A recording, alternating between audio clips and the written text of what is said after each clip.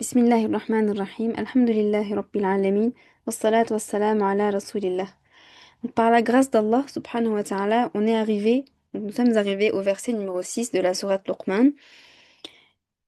On a une vidéo précédente, donc la première partie de la vidéo. Ceux qui n'ont pas pu la visionner, je vous incite fortement à aller la visionner, Inch'Allah ta'ala. أعوذ بالله من الشيطان الرجيم بسم الله الرحمن الرحيم ومن الناس من يشتري لهو الحديث ليضل عن سبيل الله بغير علم ويتخذها هزوا أولئك لهم عذاب مهين dit Allah subhanahu wa ta'ala. C'est-à-dire, parmi les gens, il y en a qui achètent des propos vains, ce qu'on appelle l'ahwa al-hadith, pour égarer hors du sentier d'Allah sans savoir, et les prennent en raillerie, c'est-à-dire en moquerie. Cela encourt un châtiment humiliant, un châtiment qui va les rabaisser le jour du jugement. Donc, premièrement, ce qu'il faut savoir sur ce verset, c'est que c'est le seul verset du Coran qui puisse faire référer au sujet de la musique. Donc, quand les savants, par exemple, disent que la musique est haram ou qu'elle est makruh, etc., donc c'est dans le Coran, c'est à ce verset-là qu'il se réfère. Ensuite, deuxième point à savoir, c'est que ce verset a été révélé. Donc, quand on regarde les tafsirs sur ce verset, on voit que ce verset a été révélé à propos d'un homme, a été descendu à propos d'un homme qui se nommait, donc, au temps du prophète sallallahu alayhi wa sallam, An-Nadir bin al-Harith. An-Nadir bin al-Harith. Et cet homme-là, donc qu'est-ce qu'il faisait? Il achetait des propos vains, des propos qui attirent l'oreille, comme des poésies par exemple, que les Arabes aimaient écouter à l'époque. Et toutefois qu'il entendait qu'une personne était intéressée à l'islam ou qu'il voulait se convertir à l'islam, il allait justement vers cette personne-là en lui faisant écouter ces propos-là, en lui disant que c'est beaucoup meilleur, c'est meilleur, donc ces propos-là sont meilleurs que ce que propose le prophète sallallahu alayhi wa sallam, pour justement le bloquer et l'éviter de se diriger vers l'islam. Donc voilà en général ce que de quoi parle le verset. Donc, c'est comme si en fait si on utilisait d'autres mots pour ce verset, c'est comme si on disait parmi les gens il y a ceux qui délaissent les choses utiles pour leur vie d'ici-bas et leur vie de l'au-delà, et se dirigent vers des choses futiles qui les éloignent du dhikr et de l'adoration. Donc également, les savants ici ont dit par rapport au mot lah wal hadith, donc des propos vains par rapport à cette expression-là, ils ont dit que c'était pas forcément que la musique. Ici, c'est vraiment tout ce qui détourne, tout ce qui éloigne de la désobéissance à Allah. Lah wal hadith. Donc, concernant le statut juridique de la musique, puisqu'on est là-dessus, donc il y a consensus des savants sur le fait qu'écouter une musique dans laquelle il y a de la violence, de l'incitation au péché, du coufre, donc si tu vas prononcer des paroles de mécréance, s'il y a un rabaissement de l'islam ou de ses fondements, etc., donc ces chansons-là, ces musiques-là sont strictement haram. L'écouter est haram. De plus, il faudrait faire attention quand on écoute et ne pas répéter malheureusement bêtement des paroles parce que, comme j'ai dit, il y a le risque des fois quand la personne prononce des paroles de kufr, de mécréance, de tomber également dans la mécréance pour la personne qui répète, qui la récite. Et il y a bien sûr forcément des conséquences euh, juridiques là-dessus. C'est-à-dire que quand on prononce des paroles euh, de telle sorte, si par exemple si la personne est mariée, son nikah, donc son mariage, est invalide. S'il est parti au hajj, son hajj est invalide. Il doit repartir au hajj. Ensuite, toutes ces bonnes actions sont effacées. Donc on a beaucoup de choses comme ça qu'il faudrait faire attention parce que c'est pas enfin, notre religion, c'est pas un jeu. Il faut vraiment faire attention à tout ce qui sort de notre bouche. Après, on a d'autres savants également, bien sûr, si la musique comporte tous ces éléments-là, ou même un seul parmi eux, la musique, on peut dire qu'elle n'est pas autorisée, qu'elle est haram. D'autres savants sont un peu plus flexibles et disent que euh, on regarde vraiment les paroles de la musique ici. C'est ce qui compte. Les paroles ce sont enfin, le plus important. Si c'est une chanson, par exemple, un neshid ou une chanson où il y a du zikr à l'intérieur, etc., ils disent qu'il n'y a pas de problème là-dessus. Donc, ici, bien sûr, An-Nadr bin al-Harith, qu'est-ce qu'il fait? لِيُضِلَّ عَنْ سَبِيلِ اللَّهِ. Il fait cela pour égarer hors du sentier d'Allah, sans savoir.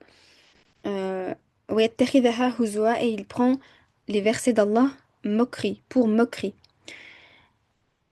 Ulaïka lahum azabun muhim. Le jour du jugement, Allah va leur montrer ce qu'est la moquerie, ce qu'est l'humiliation. Et il va justement les humilier euh, en enfer. Ensuite, وَإِذَا تُتْلَى عَلَيْهِ آيَاتُنَا وَلَّى مُسْتَكْبِرًا كَأَن لَّمْ يَسْمَعْهَا كَأَنَّ فِي أُذُنَيْهِ وَقْرًا فَبَشِّرْهُ بِعَذَابٍ أَلِيمٍ. Et quand nos versets leur sont récités, donc, à ces mécréants-là, quand nos versets leur sont récités, que ce soit par le prophète, par le biais du prophète ou autre, ils tournent le dos avec orgueil. Ils tournent le dos avec orgueil, comme s'ils ne les avaient jamais entendus, comme s'ils n'entendaient pas, comme si la personne qui récitait ici n'était pas présente. Et je pense qu'on a un peu tous déjà vécu un peu ce genre de, ce genre de choses. Quand on veut expliquer une chose à quelqu'un, que ce soit par rapport à la religion ou hors, la personne, qu'est-ce qu'elle fait? Parce qu'elle n'est pas intéressée ou parce qu'elle ne veut pas t'écouter, elle tourne le dos. Mais elle tourne le dos avec orgueil. Comme s'il y avait sur ses oreilles une lourdeur, une chose qui l'empêchait d'écouter le haqq, d'écouter la vérité. Et ici, Allah dit, فَبَشِّرْهُ بِعَذَابٍ أَلِيمٍ. Annonce-lui donc un châtiment douloureux. Et ici, euh, ce qui est un peu marquant dans cette expression, c'est que Beshara en arabe, c'est annoncer une bonne nouvelle. Annoncer, c'est dans le positif, annoncer une bonne nouvelle. Mais ici, Allah l'utilise dans le quoi? Dans le négatif. Fabeshirhu, annonce-lui la bonne nouvelle du châtiment douloureux. Donc là, encore une fois, on voit qu'Allah se moque de ces mécréants-là en leur annonçant, entre guillemets, la bonne nouvelle du châtiment.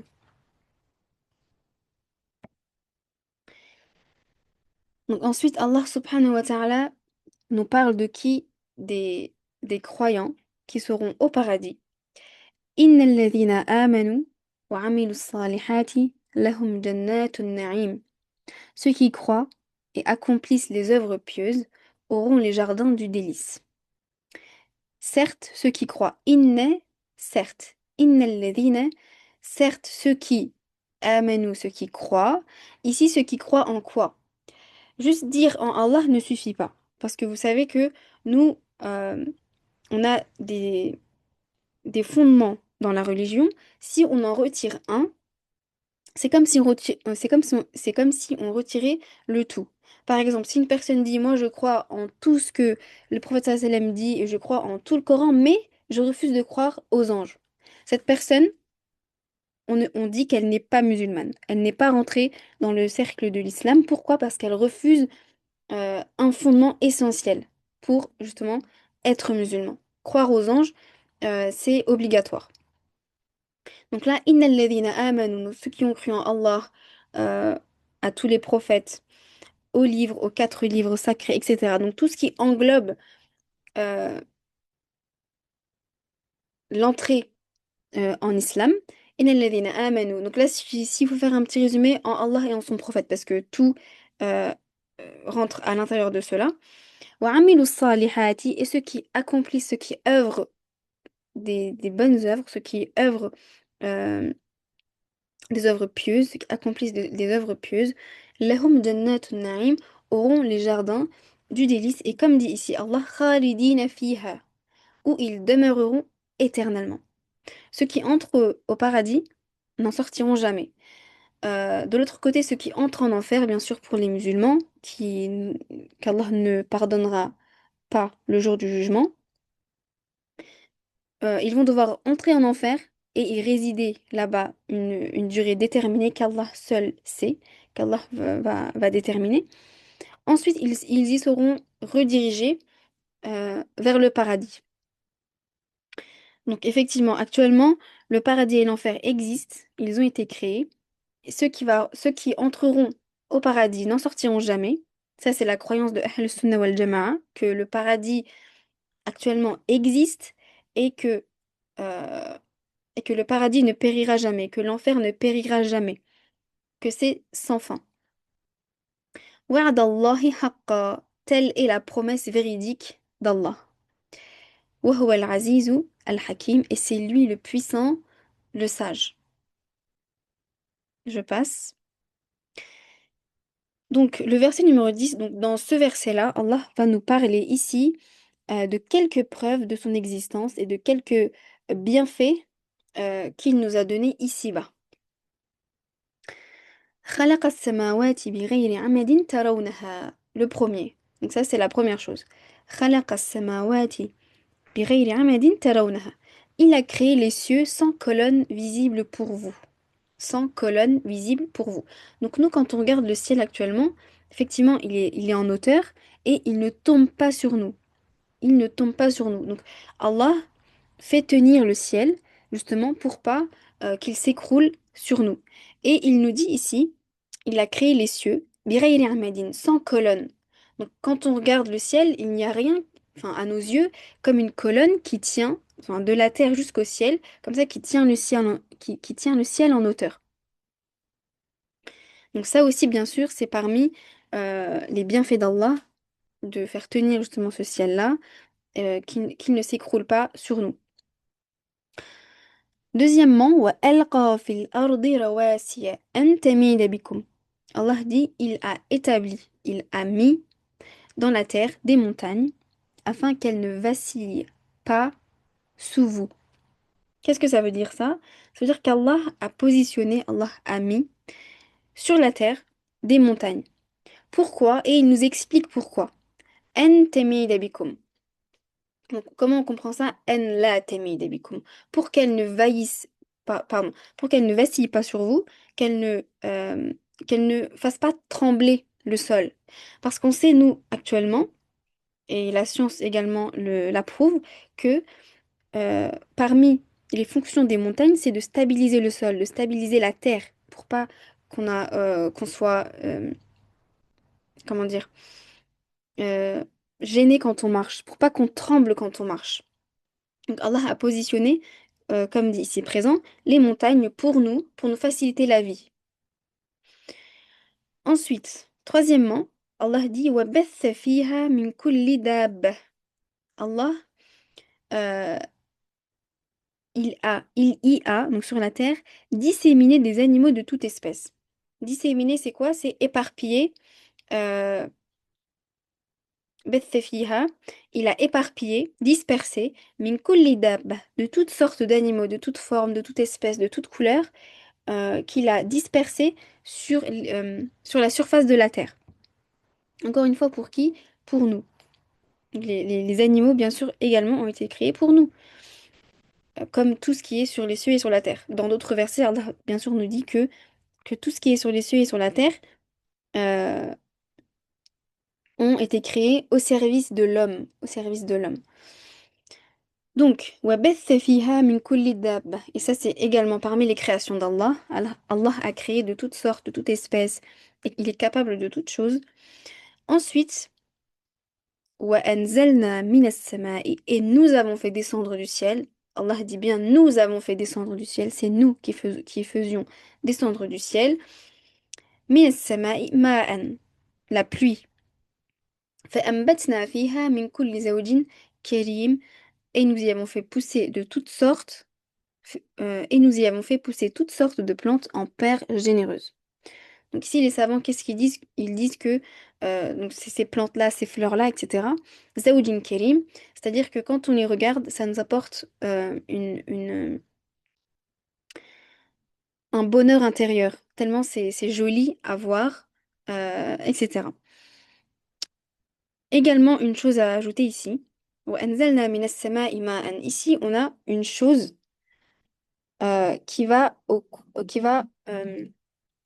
contraire des lois physiques. Et c'est quoi? C'est la pluie. On sait très bien qu'en physique, quand une chose tombe de haut, à cause de la gravité, plus elle tombe de haut, plus elle prend de la vitesse durant la chute. Ça, on le sait très bien. Et c'est prouvé également. Mais la pluie, subhanallah, elle tombe des milliers de kilomètres, mais quand elle nous touche, des fois, on la ressent même pas. Elle nous touche d'une manière très douce. Et ça également, ça fait partie des signes de la présence d'Allah subhanahu wa ta'ala. Euh, cette chose qui va à l'encontre des lois de la physique. هذا خلق الله فأروني ماذا خلق الذين من دونه بل الظالمون في ضلال مبين dit Allah. Telle est la création d'Allah. Donc, هذا خلق الله, voici parmi la création d'Allah, ce qu'on vient de citer. هذا خلق الله. Bien sûr, c'est pas que ça, c'est parmi les créations d'Allah. فأروني ماذا خلق الذين من دونه. Allah dit, montrez-moi donc ce que vos fausses divinités ont créé en dehors de lui. Donc ça, c'est un message pour les polythéistes. Justement, Allah les met au défi de leur montrer ce que leurs fausses divinités ont créé. Bien sûr, ils ne peuvent rien créer parce que eux-mêmes ont été créés. Il dit فأروني, montrez-moi. ماذا خلق الذين من دونه. Montrez-moi, montrez-moi donc ce qu'ont créé en dehors de lui, vos fausses divinités. بل الظالمون في ضلال مبين. Mais les injustes sont dans un égarement évident. Et ici, les injustes, donc الظالمون, on fait référence à qui? Aux polythéistes, justement, les polythéistes. الكفار. بل الظالمون, ici, on fait référence aux kuffar, donc les polythéistes. في ضلال مبين, ils sont d'une manière très évidente dans un égarement. euh, Ils sont loin de la vérité et loin du haqq. Wallahu ta'ala a'la wa a'lam. Walhamdulillahi rabbil alamin.